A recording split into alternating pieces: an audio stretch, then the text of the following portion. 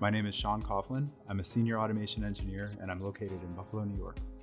Rich's culture is inclusive, genuine, and open. What makes Rich's different from other companies, it's clear that the company is committed to long-term goals rather than short-term gains. IT in Rich's is dynamic.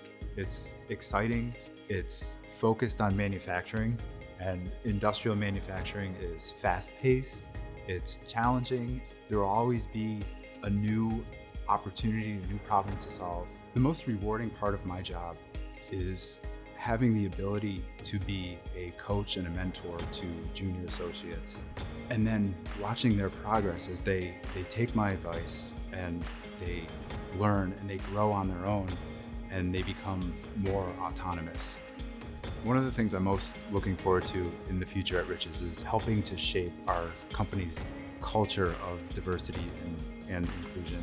As a founding member of our LGBTQ+ affinity group, I'm excited for the opportunity to make some changes within the four walls of Rich's, but also figure out how we can help influence the community that we do business in.